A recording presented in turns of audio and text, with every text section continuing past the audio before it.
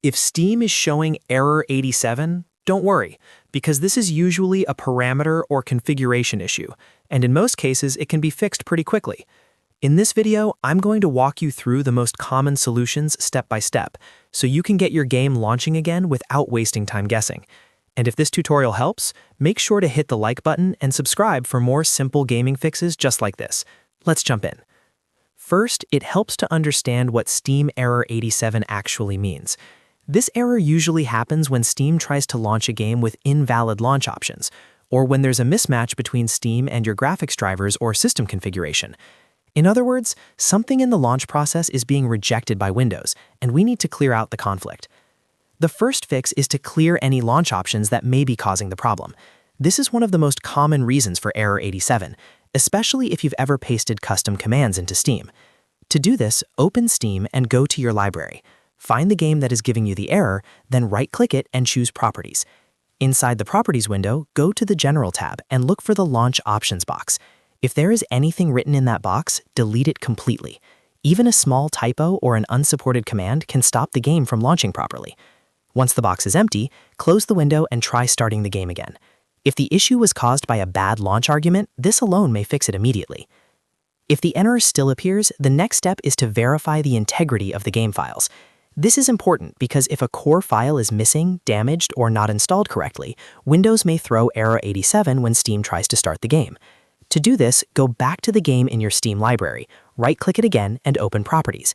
This time click Installed Files, then select Verify Integrity of Game Files. Steam will now scan the installation and compare your files with the official version on its servers.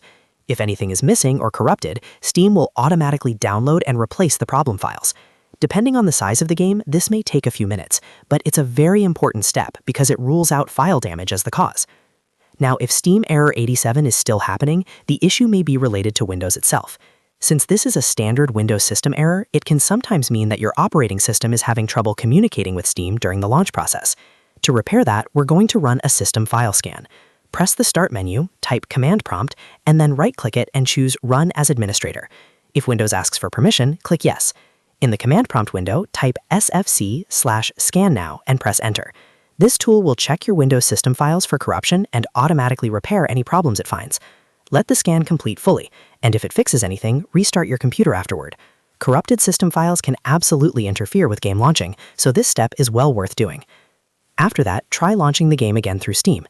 In many cases, one of these three fixes will solve the problem: clearing launch options, verifying the game files, or repairing Windows system files. If you still get Error 87 after that, you may want to update your graphics drivers and make sure Steam itself is fully up to date, because a mismatch between the client and your drivers can also contribute to launch errors. So to recap, the fastest way to fix Steam Error 87 is to first clear the game's launch options, then verify the integrity of the game files, and finally run sfc/Scannow in an elevated command prompts to repair Windows.